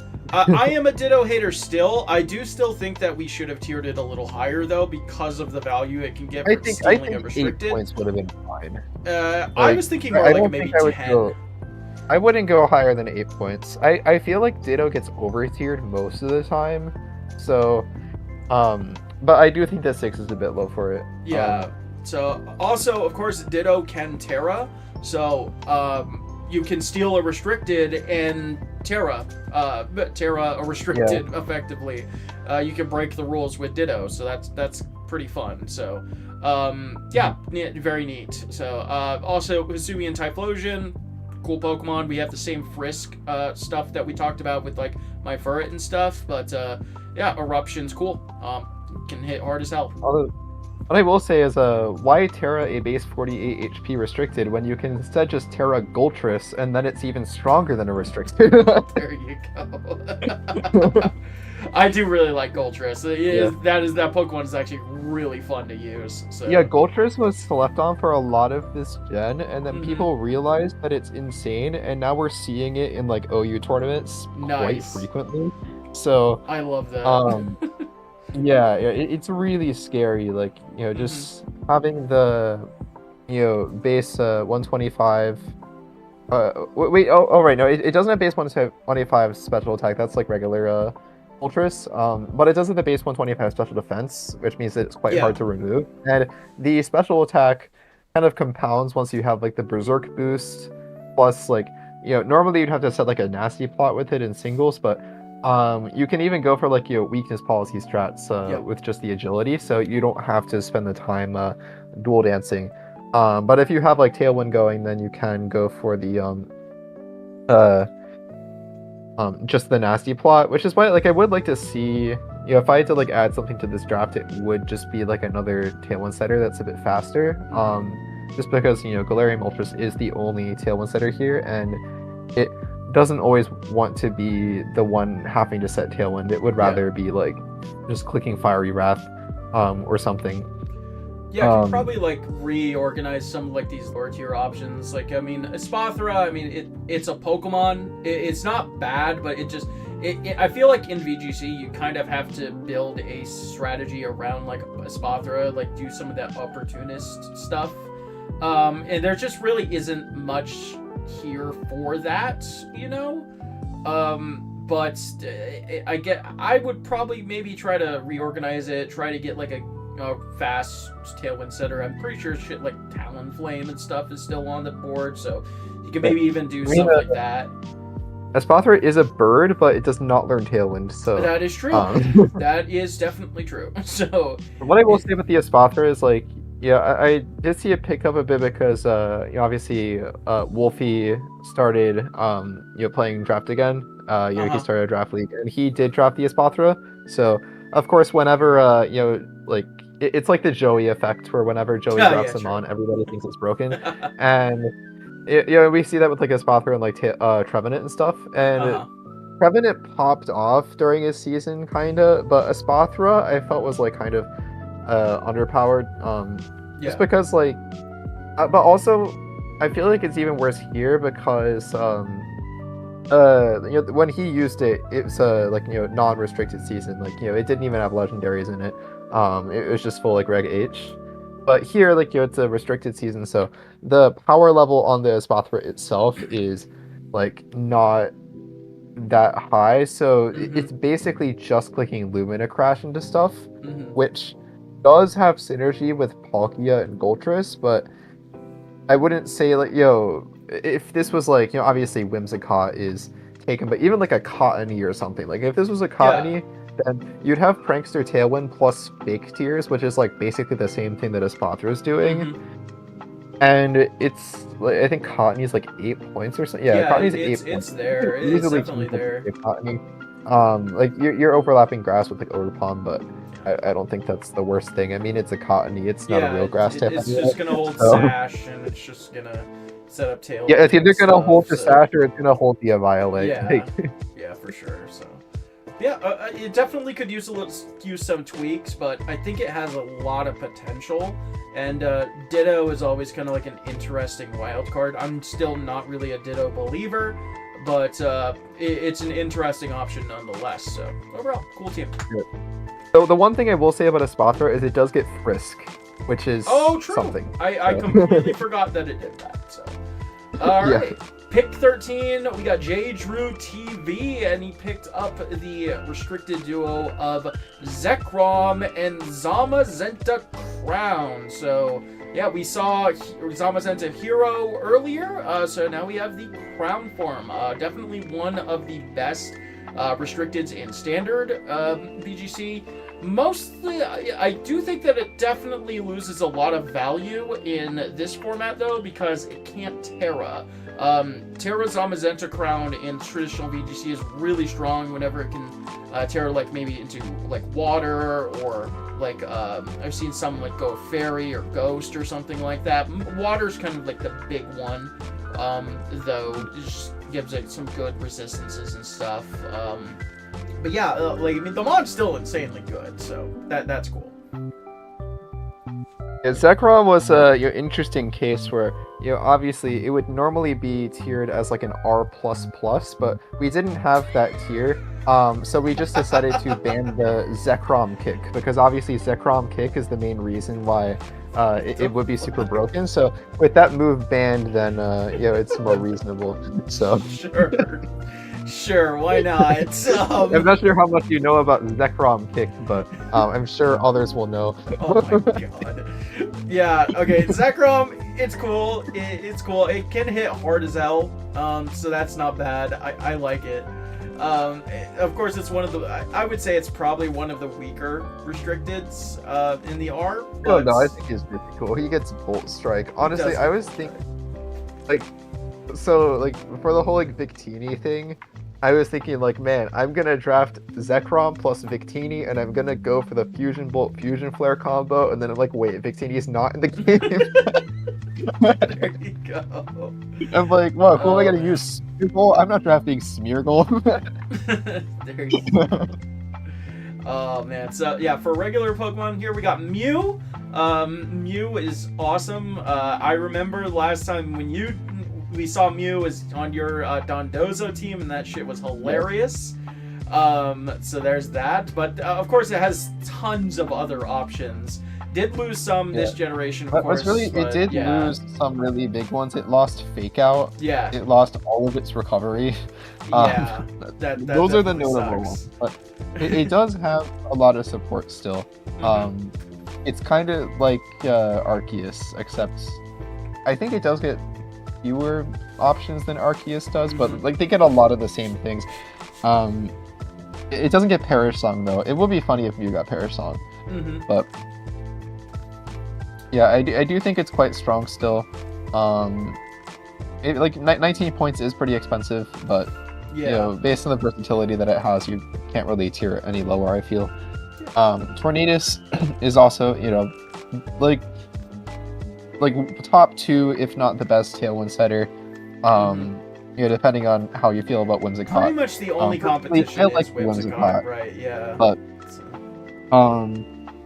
yeah, but you see that quite a bit. Took it from the Kyogre draft, which is respectable. That's the second time a Kyogre draft has had the freaking Tornado snipe from them, and I was the one that did it last time. So yeah, I respect that decision. They're always trying to go for it. Like they can't are. let it happen. So yeah, really strong. And what's always funny is when they draft Tornadus Therian instead. Like that they're right. Oh. So Diancie is also really awesome. I remember using Diancie, I think in the first season that we did in this generation. It did so well. That mon is so fun to use. Like Diamond Storm body press sets are really cool. Like Meteor Beam sets are cool. Like it's pretty bulky. You can set up Trick Room and stuff. Like the mon is not bad. Like I think a lot of people don't really think of Diancie that much, but like I actually really enjoy it a lot. Honestly, I think it's super cool. Yeah, it's like one of the few mons that abuses its own Trick Room really well. And Diamond Storm being spread is just very good. And yeah, like if it had a way to boost its own attack, then that would be great. Like you can go for like weakness policy stuff, which I have seen before. Actually, you have the Howl with the Zamazenta, which like you may not necessarily want to set up Trick Room when you have Zamazenta on the field, but Diancie doesn't necessarily need the Trick Room up. But that is something that I will say where like I would have preferred to have like some other abuser to like pair with that Diancie. So like you have a better like lead with that. Like you do have the Skeledirge, which like is slow enough that it functions under Trick Room, but it's not like, really abusing it though. Yeah, it's not really like seen as like a big Trick Room abuser, and everything else kind of wants to be faster. Like you have a Hisui and Avalugg, but that has like the rock type overlap, and it's kind of a fraud. Hisui and Avalugg is one of those ones where you draft it just to wide guard. That is the only reason you drafted a wide guard, and I can say this because I drafted Hisui and Avalugg in my last VGC draft. And the 2 times that I brought it were for wide guard. So oh man, you're just hating, man. Wait, is Mountain Gale spread? I don't remember. No, it's not spread. It's not spread? Yeah. Okay, it's worse than I thought. Yeah. Oh, that's unfortunate. So, so we got Virizion on there. I'll be honest, I have no idea what Virizion is doing here.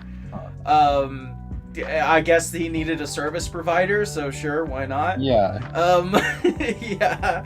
And then 2 1-pointers with Litten and Cupfu. Litten, at least I can kind of get, it's got Fake Out, Intimidate, Parting Shot, I think, stuff like that. I don't really know what Cupfu's doing.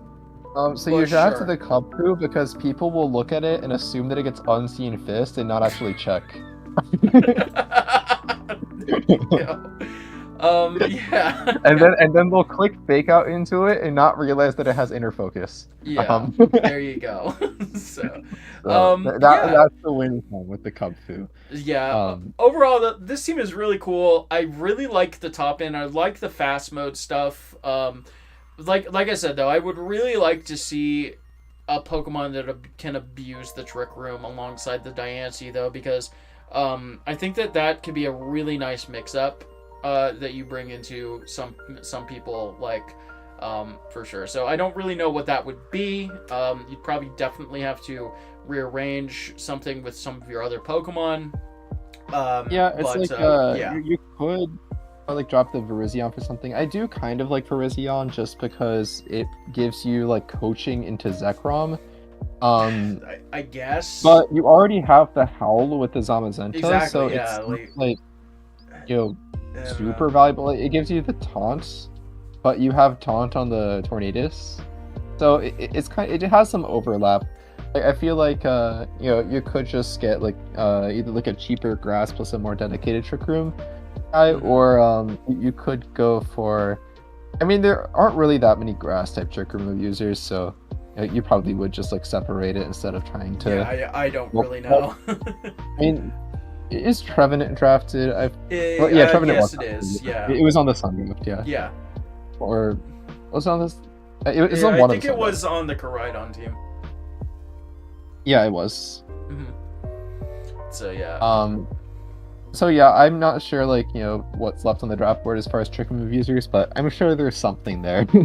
For sure. Yeah. Overall, cool team. I like it a lot. Diancie is kind of one of my pet favorite Pokemon in this format, so I'm happy to see it drafted.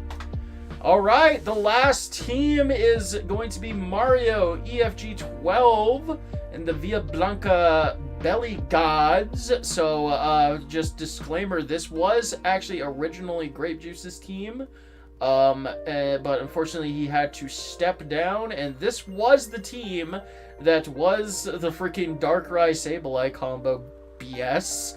And yeah, Mario took over and changed things up. So our restricted combo is now Zacian Hero and Kyurem Black. Very interesting for sure. What do you think? So the thing here, right, is that you used to have the Sableye Darkrai, which, the idea is that you set gravity for Dark Void, and then you always land both Dark Voids, even though they're like 80% accurate with Wide Lens, because you're very skillful. Obviously. But now you drop it, and then you draft Zacian, who misses Play Rough, and Iron Bundle, who misses Hydro Pump. So, so maybe if you're lucky enough that this can work. Yeah. But, I'm a hater of so Iron Bundle.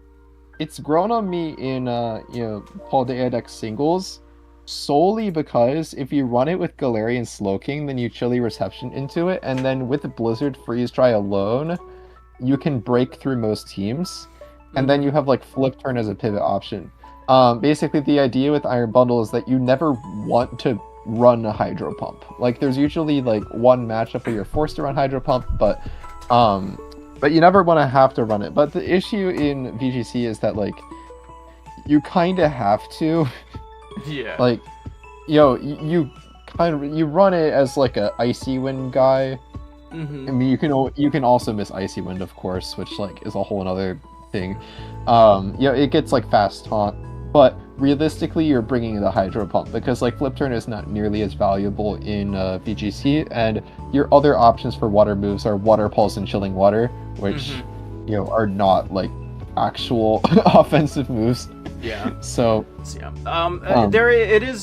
we do have to mention though, like Mario. This is not with Mario's changes that he made coming into place. So a lot of this team is not active, but yeah, this is the team that was drafted, so I did want to showcase it as it was. I'll just spoil it. He's got he's picking up Volcarona, Roaring Moon, Landorus Incarnate, Sableye, Orthworm, Chestnut, Fungus, and Brionne. So we can still talk about the team as it is. Yeah, the Iron Bundle did get dropped, but still picked back up the Sableye, and Volcarona is cool. We have the gravity for the Play Rough. We're not really going to talk about too much about this team itself, but thanks to Mario for stepping in. It was a little bit of last minute choice for sure, but I still wanted to showcase this team. Because it was the team that you did have to use for week one, and it is what it is. So, but I did want to mention his new team going forward. So, overall, we can talk a little bit about the the transactions made on it. Like jokes aside, with like the Sableye and the Play Rough, there is the Blizzard synergy off of the Kyurem Black, which you can go for. I don't remember if Sableye learns Snowscape. I don't think it does. No, I think it only gets like all of them plus Sandstorm. I think like Snowscape's the only one it doesn't get. I could be wrong though. So.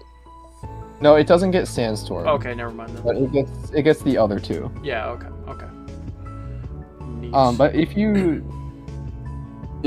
can actually, is there? I don't think there's a Snowscape setter on this team, but you don't really need it because Kieran Black goes physical most of the time. Mm-hmm. Like you can just run like the loaded dice skill shot icicle spear combo, which ends up being pretty strong.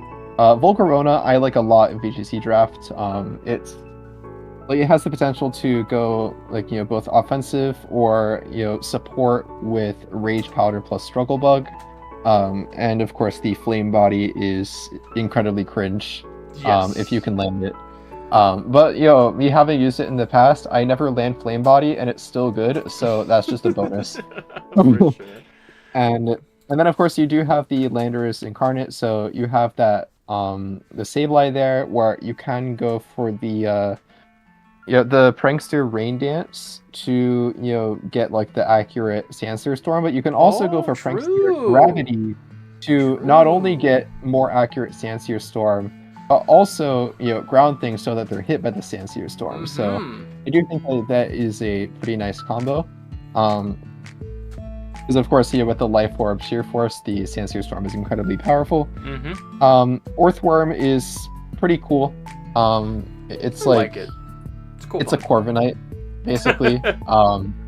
Except it gets the Shed Tail, which it can do some things. You like Shed Tail into I mean really like any of the top 5. Like they all kind of appreciate having the substitute, so they can go for Source Dance or Dragon Dance or Quiver Dance or also Dragon Dance, I guess. Except Roaring Moon has the booster speed, so it doesn't really need to a lot of the time. And then Lando Eye is the nasty plot, of course, so there's good setup options for the Shed Tail to abuse here. And then Chestnut, he's pretty cool. He gets Wide Guard. I think that's why he's here. But he's one of the better Wide Guards users, I would say. And he also gets Taunt, which is pretty cool. And then Fungus and Brion are like pretty solid one-pointers. Obviously, we know what Fungus does. It's just Baby Amoongus. And then Brion, it has base 91 special attack. Its bulk is pretty respectable with a Violite. It gets Encore. It gets Perish Song, which is kind of funny. It gets like Life Dew and stuff. So, it's pretty cool. Yeah. You could maybe bring it to a week, but the top end of the team is strong enough that you don't have to. So. Yeah, for sure. So overall, yeah, this was cool. So, if you had to pick one team to say is your, number one, what do you think it would be? Well, I'm gonna exclude mine because I'm biased. Yours. Scrolling through, I do like the Groudon team a lot. I feel like that would probably be my pick. Just because the top end for that team is pretty scary. I'd say that takes it. You'd say the Groudon team? Yeah, the Groudon team is definitely really up there for me for sure as well. I do think that your team is kind of insane. In its own right, I would though. So, so myself, but I don't want to just say hey, I'm so good at this game. Yeah, I do think that your team is definitely a contender for top team as well. But also, I really like Kurt's team as well. Yeah, I think it's built around the Magearna really well. So yeah, I mean, I did say that this is the scariest of the Trick Room modes for sure, which you always have to account for. Yeah. And while Trick Room does have some more straightforward counterplay than some of the other archetypes, you can never fully just count on being able to imprison Trick Room or whatever. Especially because there is the Tailwind mode on this team too, and Magearna is not so slow that it can't just suddenly be speed invested and you prepped for Trick Room, but now they led Jugulus Magearna and you're just screwed. Yeah. So this team has enough versatility that it doesn't fall into the trap that a lot of Trick Room teams do. So for sure. So, and yeah. also Oranguru is just the GOAT, so. For sure. So yeah. Overall though, I think that this is going to be a really interesting season. I hope you guys are looking forward to more stuff. I know I'll be uploading my games. They should be going out on Fridays. We're not upload required this season. We are upload encouraged, of course. But you know, I don't know who all is going to actually plan on uploading. But if you join the server, there is a little channel that's just for CBN uploads and CBN videos. So there's that. So yeah, overall, yeah, link down in the description for that and stuff. So thank you guys so much for stopping by. Thank you to Camel for sitting here. Holy shit, why did this take 2 hours? Why did this take 2 hours? Like, why do we ramble so much? We talk too damn much. So yeah.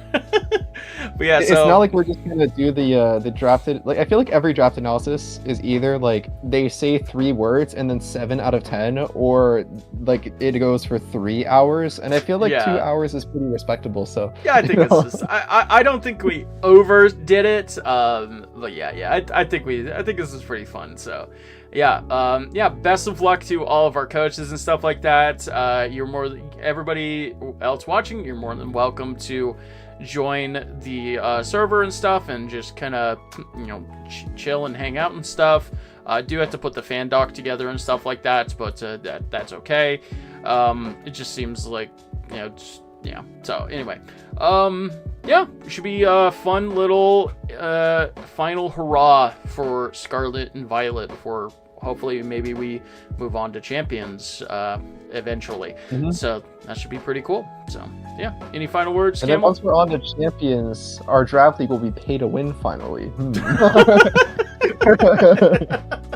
Jesus Christ. So yeah, fun times. So all right, take it easy, y'all. Thank you guys so much for stopping by. Go check out my side of my draft analysis stuff, and everybody else that is uploading as well. So take it easy.